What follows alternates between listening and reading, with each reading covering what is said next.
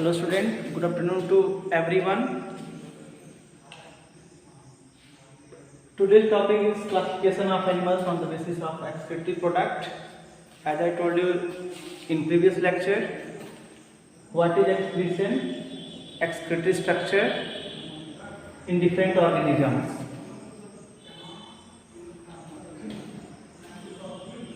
Classification on the basis of excretory product, different animal excrete different excretory product.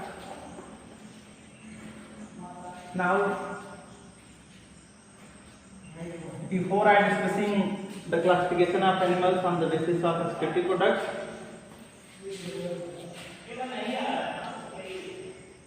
I discussed food, our food and its nutrients. Our food and its nutrients.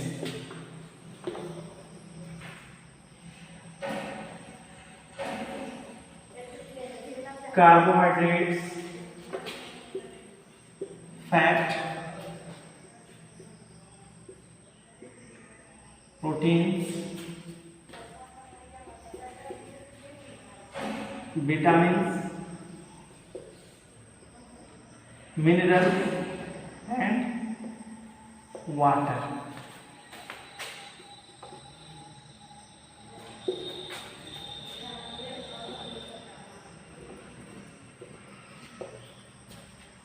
Carbohydrates, after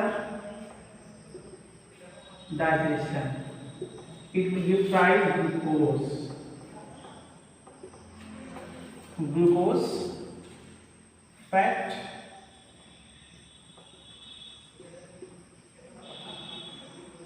fatty acid and glycerol.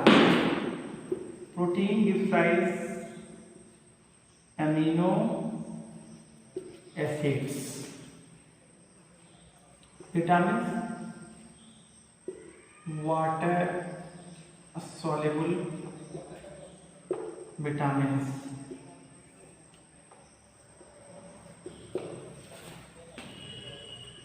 After metabolism, glucose gives rise CO2 plus H2O.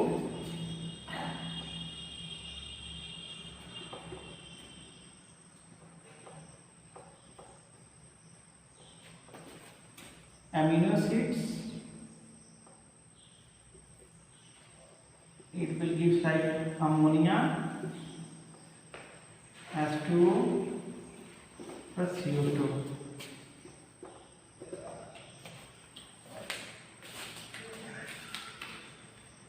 Student अगर अपनी diet की बात करें तो carbohydrate, fat, protein, vitamin, minerals and water, these are the our foods or diets.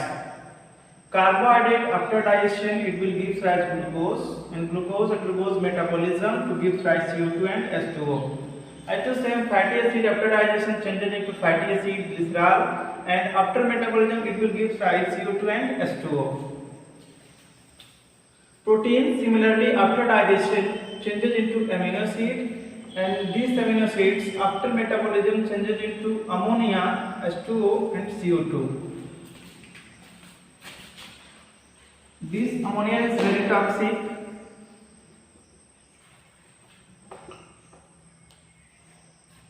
and their elimination is required. Elimination is required.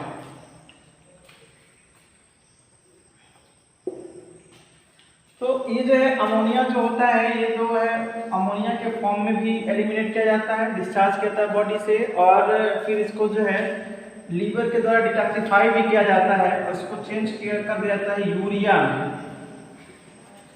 में इसको convert कर दिया जाता है बाय द ऑर्निथिन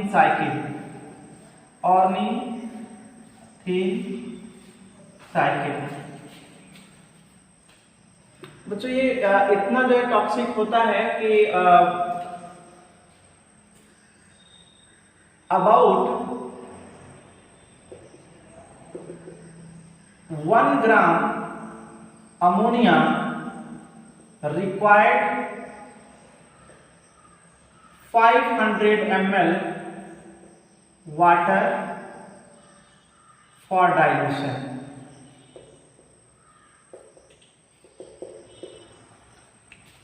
तो लगभग 1 ग्राम अमोनिया को डाइल्यूट करने के लिए 500 ml वाटर की रिक्वायरमेंट होती है। इसका जो है एक्सप्रेशन करने के लिए बहुत अधिक अमाउंट में वाटर की नीड होती है। तो ये रहा जो है our food and its nutrients. अब इसमें देखेंगे कि यहां पर कार्डियक वेसल्स है और ये सेल्स हैं।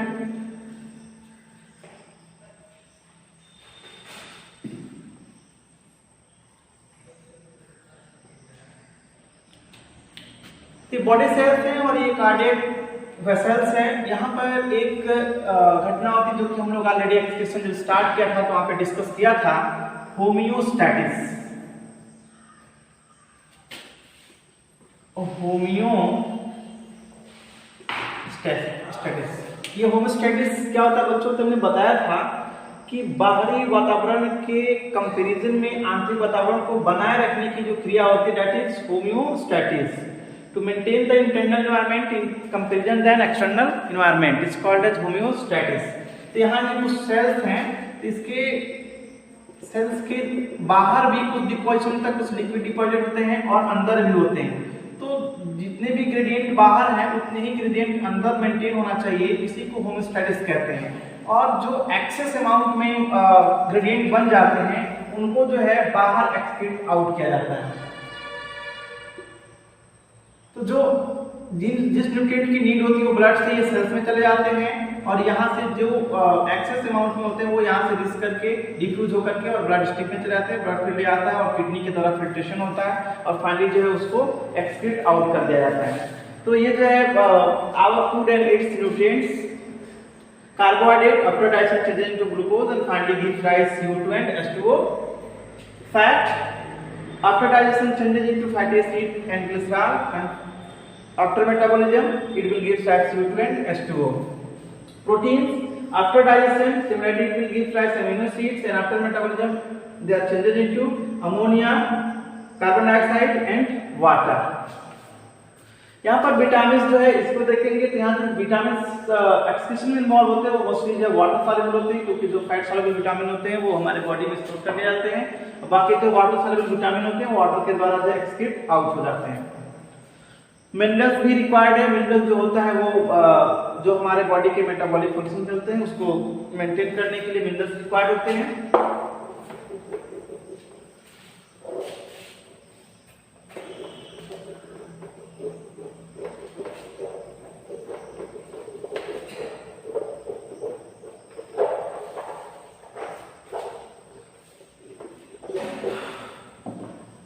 अब हम देखेंगे बच्चों classification of animals on the basis of excretory product. तो फर्स्ट वन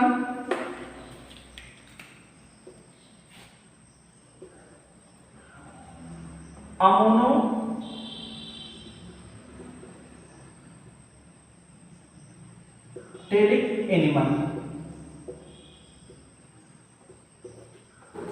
और इसी को कहते हैं ammonotelism.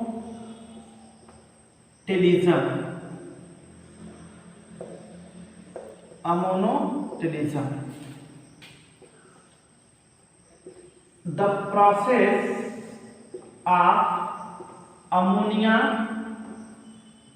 excretion. The process of ammonia excretion is called ammonotelism. And the animal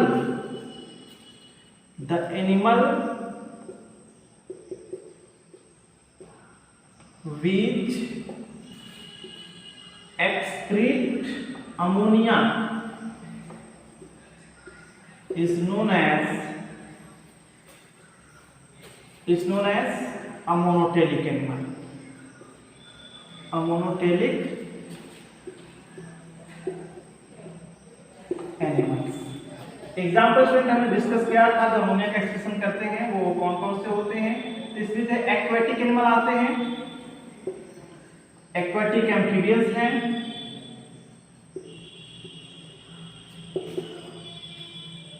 aquatic bird, aquatic insects हैं,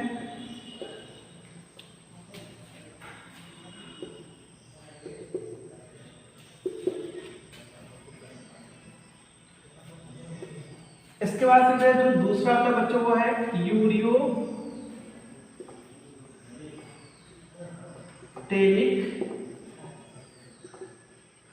animal, ureotelism.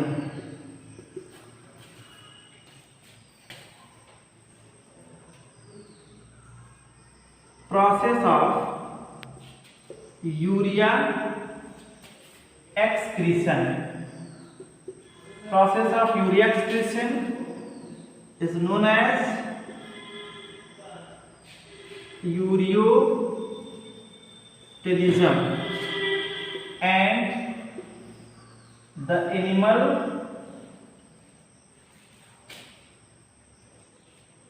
excrete urea is called ureotelic animal, ureotelic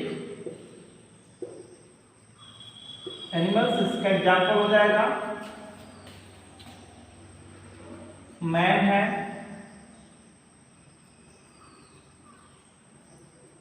rabbit, rat, earthworm, etc. Frog वगैरह भी आ जाएंगे। Urea excretion के चूंकि urea जो ammonia के comparison में less toxic होता है इसलिए इसको एलिमिनेट करने के लिए कम वाटर की रिक्वायरमेंट होती है, और जो एनिमल यूरिया का एक्सक्रीशन करते हैं उसे यूरियोटेलिक एनिमल कहते हैं, और प्रोसेस को यूरियोटेलिज्म कहते हैं। तो अभी जो दो कैटेगरी देखा, इसके अलावा जो तीसरा जो है, तीसरा है बच्चों यूरिकोटेलिक एनिमल। तीसरा जो है यूरिकोटेलिक एनिमल्स। प्रोसेस को कहते हैं यूरिकोटेलिज्म। ध्यान देंगे वहां पे यूरियोटेलिज्म था और ये है यूरिकोटेलिज्म। डेफिनेशन हो जाएगा process of excretion of uric acid, process of excretion of uric acid. ऐसे एनिमल जो यूरिक एसिड का एक्सक्रीशन करते हैं उसको क्या बोलते हैं, यूरिकोटेलिक एनिमल बोलते हैं, और प्रोसेस को यूरिकोटेलिज्म बोलते हैं। तो process is called as uricotelism and the animal which excrete uric acid is called as uricotelic animal. Example क्या हो जाएगा इसका, एग्जांपल हो जाएगा बर्ड्स एंड टेरेस्ट्रियल लिजर्ड्स। ये बच्चों कंपटीशन में पूछा जाता है, बर्ड्स एंड टेरेस्ट्रियल लिजर्ड्स। और चूंकि ये जो है नहीं के बराबर टॉक्सिक होता है यूरिक एसिड, इसीलिए जो है इसको एक्सक्रीट आउट करने के लिए बहुत ना के बराबर वाटर की रिक्वायरमेंट होती है।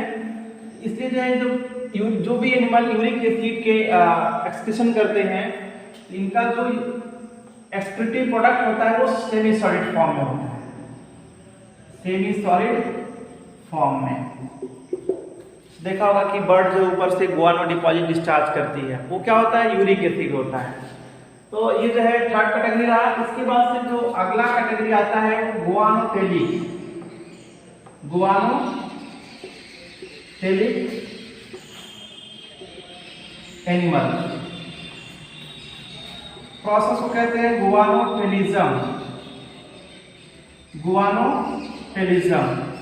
तो ऐसे एनिमल जो गुआनिन का एक्सक्रीशन करते हैं। Process of excretion of guanine, इसको क्या कहेंगे बच्चों, is called guanotelism, and the animal is known as guanotelic animal. Guanotelic animals. Example इसका बच्चों जो है नोम है, इसमें जो है स्पाइडर आता है and scorpion. Spider and scorpion दोनों के दोनों एराक्निड्स हैं, और आर्थ्रोपोडा का एक क्लास है एराक्निडा, उसके दो एनिमल है स्पाइडर और स्कॉर्पियन, दोनों के दोनों जो है गुआनोटेलिक इन नेचर होते हैं. तो ये रहा बच्चों classification of animals on the basis of excretory products. Excretory product के आधार पर भी एनिमल को क्लासिफाई किया गया है, लाइक मोनोटेलिक, यूरियोटेलिक, यूरिकोटेलिक एंड गुआनोटेलिक. अब जो है इसके बाद जो अगला टॉपिक इसमें आता है वो है ह्यूमन एक्सक्रीटरी सिस्टम. अब हम बात करेंगे ह्यूमन एक्सक्रीटरी सिस्टम की. Human excretory system. Human excretory system. Student, human excretory system is consist of यहाँ डायग्रामेटिक देख लेते हैं.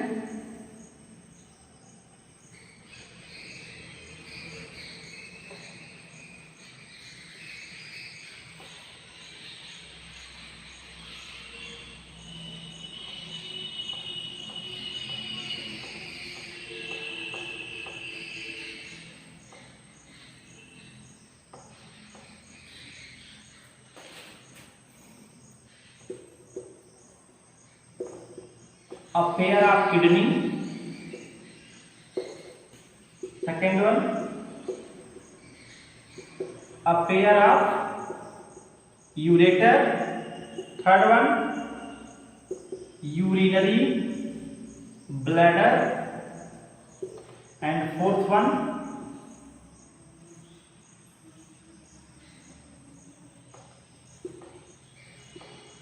a urethra.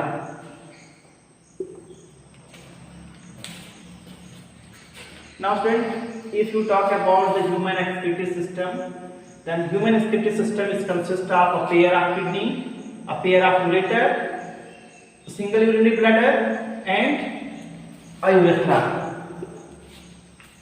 तो मानव का जो एक्सक्रीटरी सिस्टम होता है उसमें एक जोड़े किडनी होते हैं, एक जोड़े यूरेटर होते हैं, एक यूरिनरी ब्लैडर होता है और एक जो है यूरेथ्रा होता है. अब जो है हम डिटेल्स में बात करेंगे एनाटॉमी ऑफ किडनी की.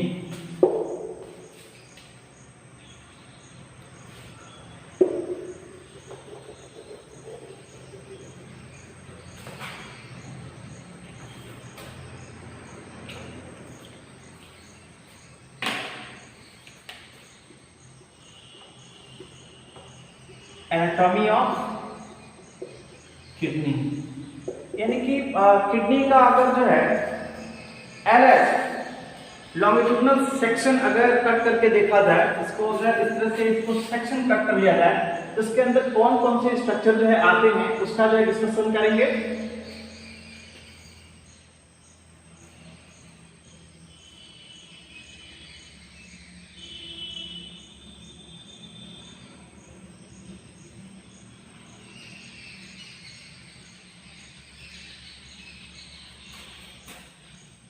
बच्चे क्या है, ये है यूरेटर,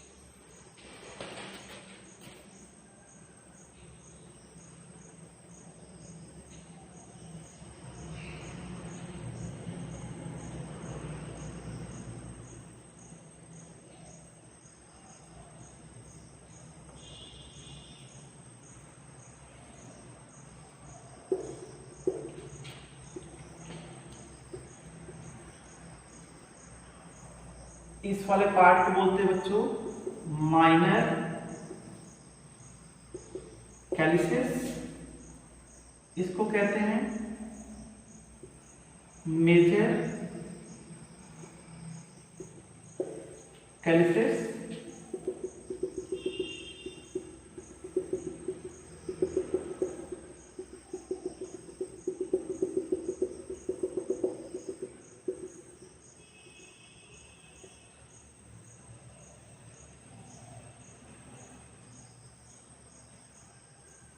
इसको रीनल कैप्सूल कहते हैं।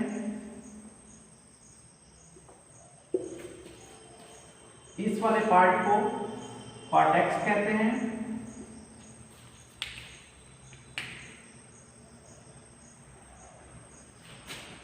इस वाले रीजन को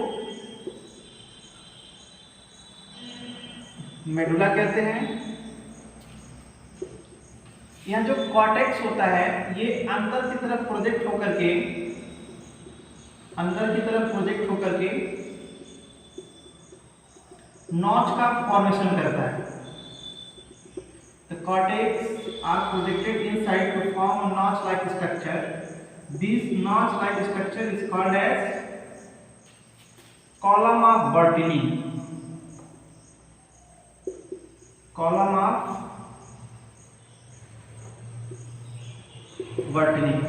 इसको जो है कॉलम ऑफ बर्टनी के नाम से जाना जाता है।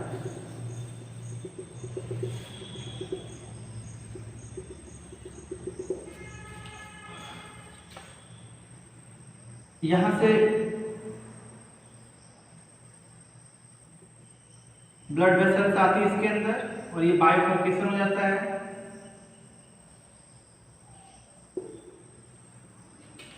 इस ब्लड वेसल्स को कहते हैं बच्चों जो ब्लड को किडनी के अंदर ले आने का काम करता है वो होता है रीनल आर्टरी।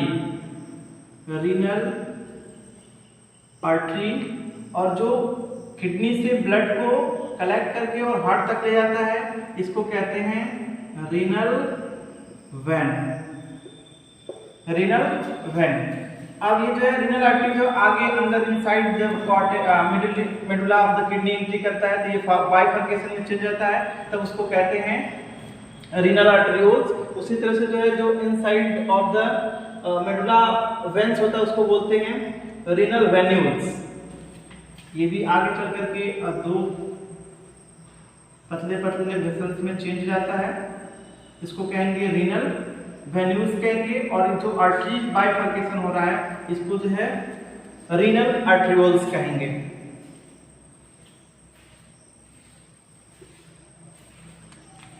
तो ये जो है हिस्टोलॉजिकल फीचर रहा ह्यूमन किडनी का। अगर हम इसका जो है सेक्शन कट करके देखेंगे तो इसमें जो है जो ओपन स्पेस दिख रहा है जिसमें जो है फ्लूइड भरा होता है उसको कॉर्टेक्स कहते हैं। अंदर की तरफ आएंगे तो अंदर वाले रीजन को मेडुला कहते हैं। मेडुला जो होता है डिफरेंट जो है पार्ट बना जैसे बंच लाइक स्ट्रक्चर, जैसे ग्रंथ बंच लाइक स्ट्रक्चर को माइनर कैल्सिस कहते हैं। माइनर कैल्सिस नीचे चल करके मेजर कैल्सिस में खुला होता है और इन माइनर कैल्सिस और मेजर कैल्सिस इन सबको मिला करके रीनल पिरामिड के नाम से जाना जाता है। इसको कहते हैं बच्चों रीनल पिरामिड। रीनल पिरामिड की संख्या प्रत्येक किडनी में लगभग 8 से 18 तक की होती है। माइनर कैल्सिस की बात करें तो इनकी संख्या जो है 8 से 9 होती है। मेजर कैल्सिस की बात करें तो इनकी संख्या 2 से 3 होती है। ये नीट में पूछा जाने वाला क्वेश्चन है कि how many numbers of minor calyces in a single kidney, answer होगा 8 to 9। How many numbers of major calyces in a single kidney, answer होगा 2 to 3। How many numbers of renal pyramid, answer होगा 8 to 18। तो इस तरह से जो है बहुत सारे यहाँ से क्वेश्चन जो नीट में पुट अप किए जाते हैं। अब जो है हम बात करेंगे about the kidney.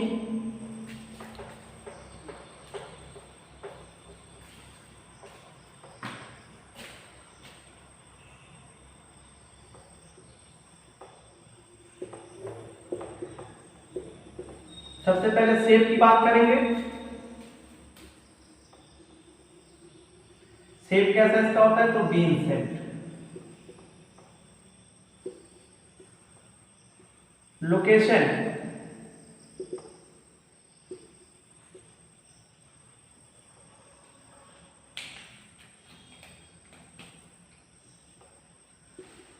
Kidney located in between third and fourth lumbar vertebra or vertebrae. Third and fourth lumbar vertebrae के बीच में इसका लोकेशन होता है। इसके बाद से इसका वेट है, वेट की बात करें तो 122 170 ग्राम, साइज 10 से 12 cm, विड्थ